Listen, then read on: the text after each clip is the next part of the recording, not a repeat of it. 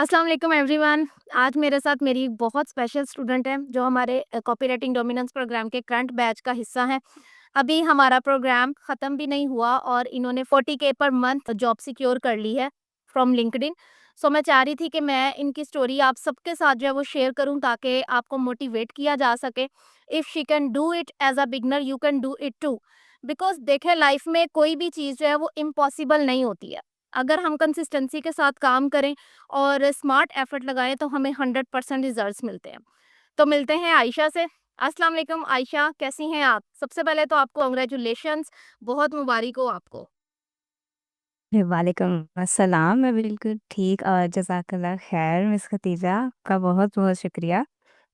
अच्छा आयशा, आप सबके साथ जो है वो अपनी जर्नी शेयर करें कि आप जो है वो एनरोलमेंट से पहले क्या कर रही थीं और आप कहाँ से हैं? और आपने कभी सोचा था कि इतनी जल्दी आप जो है वो 40K पर मंथ की जॉब जो है वो आपको मिल जाएगी, वो भी जो है वो लिंक्डइन के थ्रू, जबकि आप अभी एज़ अ बिगिनर जो है वो काम कर रहे हो? अच्छा, चलें फिर मैं शुरू से शुरू करती हूँ। तो first of all I am Ayesha Zubair and I am from Faisalabad. तो मेरा बैकग्राउंड जो है वो ह्यूमन न्यूट्रिशन और डायटेटिक्स से है, जो कि मेरी डिग्री थी। और ऑनेस्टली जब मैं इस डिग्री में थी तो मुझे फ़ील होता था कि मैं इस फ़ील्ड के थ्रू लाइक हेल्थ सेक्टर में जाके लोगों की हेल्प करूँगी या लोगों की लाइफ़ बेटर करने में उनके लिए काम आऊँगी। लेकिन आफ्टर ग्रेजुएशन जब मैं मार्केट में गई तो रियलिटी बहुत ही डिफरेंट थी। हाँ, इस डिग्री का स्कोप है, काफ़ी स्कोप है, बट अगर मैं पाकिस्तान की बात करूँ तो वो उसमें थोड़ा लिमिटेड है। जॉब्स या तो हॉस्पिटल में थी या फिर स्कूल्स और कॉलेजेस में थी और वहाँ पे मोस्टली एक्सपीरियंस रिक्वायर्ड था या या तो फिर इतनी सैलरी मिलती थी कि जिसके साथ लाइफ सस्टेन करना ना बहुत मुश्किल हो जाता था। तो मैंने हुँ। मल्टीपल इंटरव्यूज़ दिए इन ऑल दैट। जब आपको पता है कि एक बंदा जब ग्रेजुएट होके निकलता है तो उसकी कोशिश होती है कि बस मुझे अब कहीं से पैसा आने लग जाए क्योंकि वो अनएम्प्लॉयमेंट आपने इतनी देखी होती है, क्या कहते हैं नहीं अब तो पैसा चाहिए। तो मैं भी स्कूल्स में गई, कॉलेजेस में गई, कंसल्टेंसी फर्म्स जो हैं उनमें गई, सब जगह पे ना अप्लाई किया कि कहीं न कहीं मेरा जो है टाँका फिट हो जाए। आई रिमेंबर कि ना लास्ट मेरा जो इंटरव्यू था वो ना रिफा कॉलेज में था और इंटरव्यू ने ना रिक्रूटर ने सीधा मेरे फेस पे कहा कि आपके जैसे ना हज़ारों ग्रेजुएट्स जो हैं वो मार्केट में आते हैं। ना आपके हुँ। पास एडमिनिस्ट्रेटिव स्किल्स हैं, ना आपके पास जो है टीचिंग स्किल्स हैं, आपके पास कोई स्किल्स नहीं है, हमें आपकी डिग्री की ज़रूरत नहीं है। अगर आपके पास कोई काम करने का तरीका ही नहीं है, तो हम आपकी डिग्री का क्या करें? तो at that point I feel कि यार सिर्फ़ डिग्री के भरोसे नहीं बैठा जा सकता, I also need skills to enhance myself. तो मुझे याद है कि कोविड के बाद ना फ्रीलांसिंग का मैंने सुना था, उसमें कहते थे स्किल सीखो, ऑनलाइन कमाओ, ये वो। तो हाँ, मैंने स्टार्ट किया, यूट्यूब वीडियोज़ भी देखी कुछ काफ़ी और फाइवर पे अपना अकाउंट बनाया, इंस्टा पेजेस बनाए, सब कुछ वो स्टिकर्स वगैरह बेचने की कोशिश की।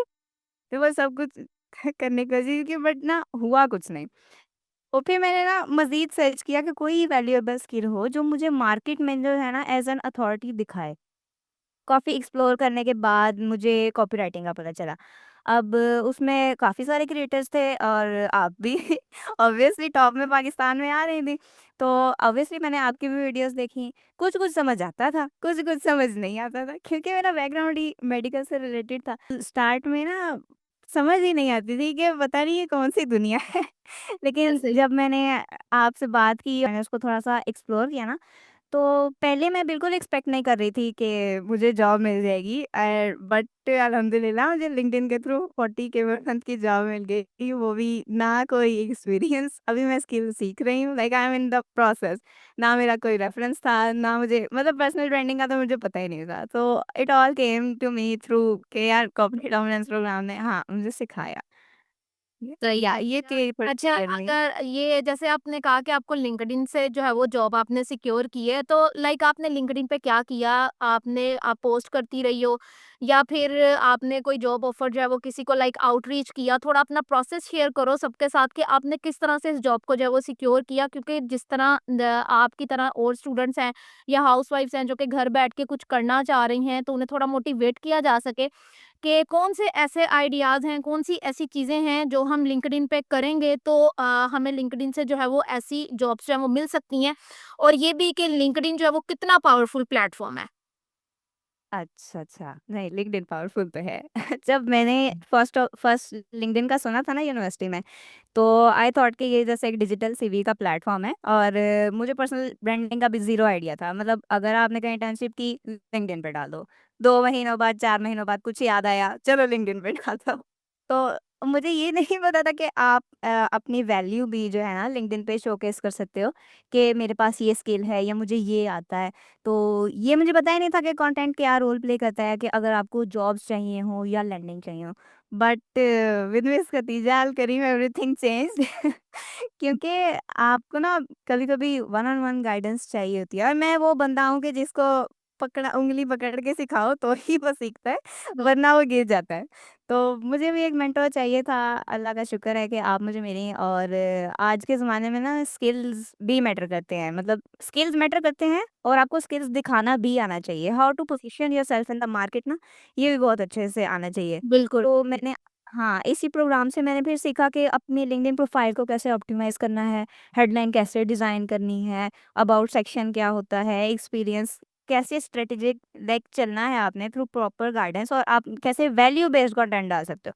पहले ये होता था, ये इंटर्नशिप कर ली 4 महीने बाद कंटेंट डाला, जी मैं इस हॉस्पिटल में थी, मैंने ये कर लिया, ये उखाड़ लिया। बट अब ये है कि आपको वैल्यू बेस्ड कंटेंट जो है ना वो डालना आ गया है। हुँ। तो बस यही हुआ कि मैंने 10-12 दिन जो है अपना कंटेंट पोस्ट किया, वैल्यू दी।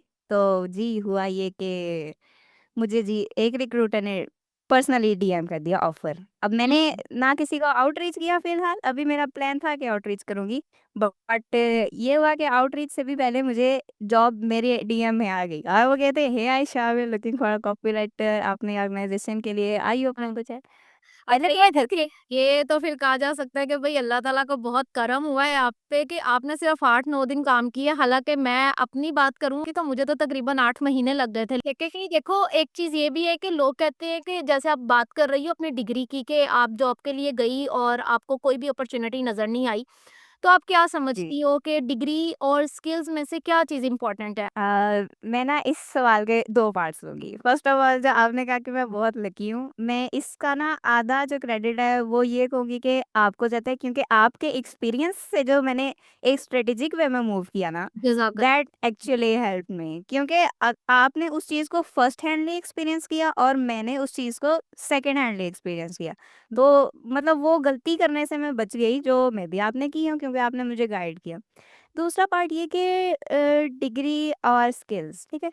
मैं ये कभी भी नहीं कहूँगी कि डिग्री की कोई वैल्यू नहीं है। एजुकेटेड होना बहुत ज़रूरी है, और लड़कियों का एजुकेटेड होना बहुत ही ज़रूरी है। डिग्री बेशक एक फाउंडेशन है, लेकिन स्किल्स आपकी सुपर पावर है, ठीक है? आपको दोनों को साथ लेके चलना चाहिए। मुझे लगता है कि मेरी डिग्री इनफ होगी, लाइक मुझे यही लगा था कि मेरी डिग्री काफ़ी होगी। मैं अपने दोस्तों को भी बताती थी कि मैंने 4 साल पढ़ा है, मैं इसको बिल्कुल वेस्ट नहीं करूँगी, और मैं हमेशा अच्छे ग्रेड्स लेना, मेरी इंटर्नशिप्स मैंने सिविल हॉस्पिटल में इंटर्नशिप की हुई है, फैसलाबाद का सबसे बड़ा हॉस्पिटल। तो वहाँ पे भी मुझे ये लगा था कि आगे मेरे लिए अपॉर्च्युनिटीज़ हैं, लेकिन जब मैं जॉब मार्केट में गई तो मुझे फ़ील हुआ कि सिर्फ़ डिग्री से काम नहीं बन रहा। हर जगह कॉम्पिटिशन है, और कोई रिज़ल्ट ही नहीं आ रहा। हुँ, हुँ। तो मेरे लिए तो सीट ही नहीं थी, क्योंकि सीट पे या तो ऑलरेडी मेरे सीनियर्स बैठे हुए थे, या वो लोग बैठे हुए थे जो 3 या 4 साल से पहले बैठे हुए थे। तो आई रियलाइज़ के थोड़ा-सा जो है ना मसला चल रहा है। तो वही अगेन कोविड वाला सीन मेरे दिमाग में आया कि स्किल्स और फ्रीलांसिंग। तो फिर मैंने मज़ीद एक्सप्लोर किया, मैं कॉपीराइटिंग की तरफ आई, और आपके प्रोग्राम में जो है एनरोल होने से पहले ना मुझे ये लगता था कि कहीं ये भी टाइम ना वेस्ट हो जाए, 4 साल वेस्ट हो गए, ये टाइम भी वेस्ट हो गया तो क्या करूँगी? ऑनलाइन कोर्सेज़ तो स्कैम ही होते हैं मोस्ट ऑफ द टाइम, को मतलब वो कुछ भी कह के बेच देते हैं। यहाँ स्किल सीखने से जॉब मिलेगी भी या नहीं मिलेगी कहेंगे, क्योंकि ये एक नया कॉन्सेप्ट है, ये ट्रेडिशनल वे ही नहीं है जैसे पाकिस्तानी सोसाइटी चल रही है। हम हुँ। लोगों की पिछली जनरेशन ने ऑनलाइन कभी कमाया ही नहीं।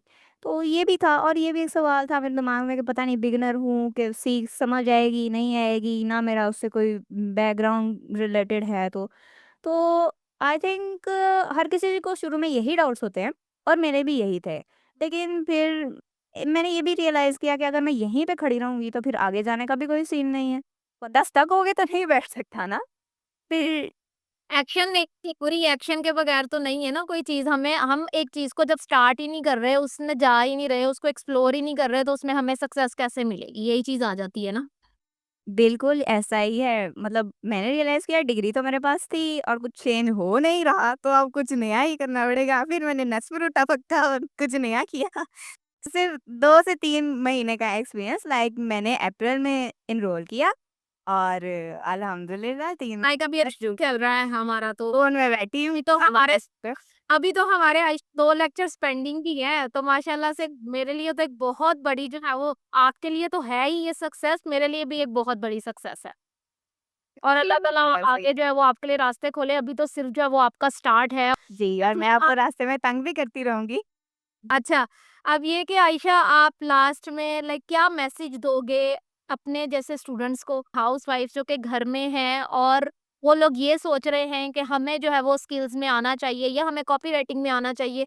यहाँ पे मैं सिर्फ़ कॉपी राइटिंग की बात नहीं करूँगी, मैं ओवरऑल बात करूँगी कि लोग ना कह रहे होते हैं कि शायद डिग्रीज़ जो हैं वो काफ़ी हैं हमारे लिए, हम लोगों को स्किल्स नहीं सीखनी है, ये स्कैम है, ये ऑनलाइन अर्निंग जैसा कुछ नहीं होता। तो उन लोगों के लिए आप क्या मैसेज दोगी? तो फॉर दोज़ पीपल क्योंकि मैं खुद ये चीज़ एक्सपीरियंस कर रही हूँ। मैं एक बात कहूँगी कि अगर आप भी सोच रहे हो कि ये ऑनलाइन अर्निंग स्कैम है या कॉपीराइटिंग मेरे लिए नहीं है, तो मैं भी कभी यही सोचती थी। क्योंकि ये एक ट्रेडिशनल करियर पाथ है ही नहीं है और हमारी सोसाइटी में मोस्टली यही है, डॉक्टर बन जाओ, इंजीनियर बन जाओ, तो हो जाएगा। ऐसे तो ही ये ऐसे ही है। एक टोटली माइंड शिफ्ट है कि आप जो है ऑनलाइन तरीके से कमाने की तरफ हो। अच्छा एक मज़े की बात ये है कि अगर आप किसी ऑनलाइन कोर्स में या ऐसी चीज़ में अप्लाई करते हैं ना तो आपसे ज़्यादा आपके रिश्तेदारों को टेंशन बड़ी होती है पैसों की। ऐसे ही। मतलब मैंने स्टार्ट में काफ़ी सुना है कि ना हाँ भाई उड़ा दिया पैसा? हाँ आयशा वाक़ई तुम्हारी टीचर आई कि नहीं आई? मैडम आई कि नहीं आई? तुम्हारी क्लास है कि बस वीडियो ही चलती रहती है? इस तरह की मुझे भी वही। जी, मतलब वो कंसर्न्ड होते हैं ऑब्वियसली। हाँ, मतलब कुछ चीज़ों को प्राइवेट रखना चाहिए, वैसे अब तो मैंने भी सीख ली है। हाँ, बिल्कुल तो सही। हाँ, मतलब अगर आप लोग किसी लाइफ़ में अगर स्टक हो या आपको थोड़ा-सा भी फ़ील हो रहा है ना कि अपस्किल करना चाहिए, तो कुछ ना कुछ शुरू करें। क्योंकि कुरान में भी ना यही चीज़ मेंशन्ड है कि इंसान के लिए वही सब कुछ है जिसके लिए वो कोशिश करे। तो बेशक, कोशिश करने का पहला स्टेप है कि आप ना एक्शन लें। ऑनलाइन काम करना आई डोंट थिंक कि फेक है, लेकिन हर चीज़ का ना सही तरीका होता है। अब अगर मैं पर्सनली जैसे वो कोविड वाले टाइम से खुद ही के आइडियाज़ पे लगी हुई थी, मेरे पास कोई स्ट्रैटेजी नहीं थी, कोई डायरेक्शन ही नहीं थी, मैं कोई रोड मैप नहीं था, मेन चीज़ होती है रोड मैप आयशा कि जिसके थ्रू हमने स्टेप बाय स्टेप चलना होता है, जब वो नहीं हमारे पास होगा तो हमारे लिए फिर मुश्किल होती है। एग्ज़ैक्टली तो वो रोड मैप अगर नहीं है ना तो वो आपको बहुत ही मुश्किल होगा बट अल्लाह का शुक्र है कि आपके जैसे एक्सपीरियंस्ड लोग बैठे हैं इंडस्ट्री में सिखाने के लिए वो और या मतलब मेरे लिए बहुत हेल्प हुई इस चीज़ को देख के कि हाँ, अगर मैं थोड़ा-सा डगमगा रही हूँ तो कोई है जिसकी तरफ मैं देख सकती हूँ कि मुझे थाम ले।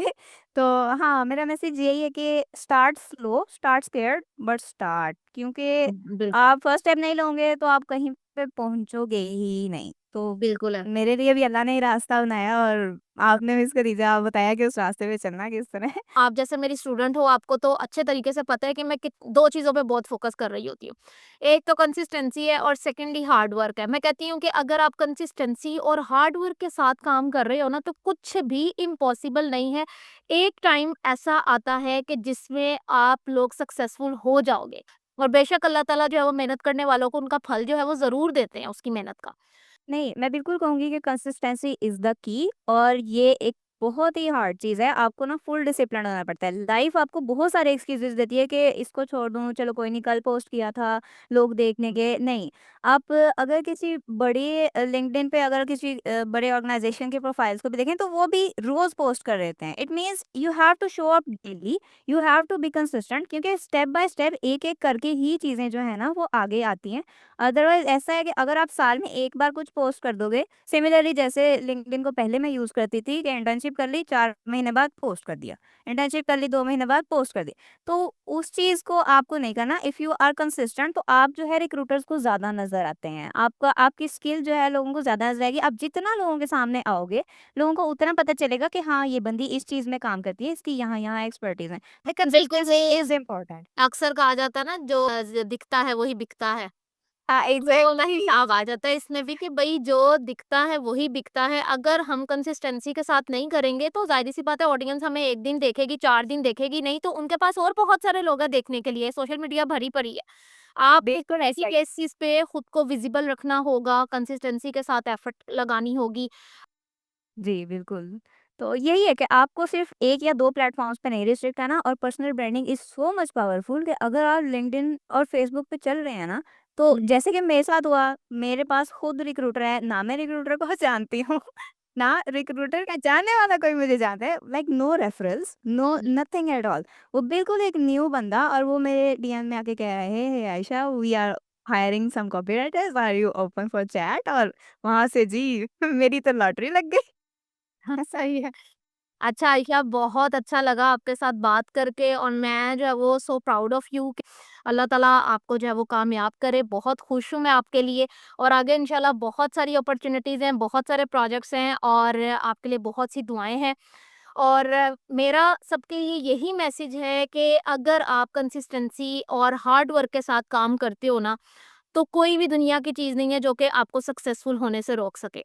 सो कंसिस्टेंसी और हार्ड वर्क करें। चाहे आप कॉपी राइटिंग में हैं, आप किसी भी स्किल में हैं, आप ग्राफिक डिज़ाइनिंग कर रहे हैं, आप वीडियो एडिटर हैं, आप मार्केटर हैं, आप कुछ भी हैं।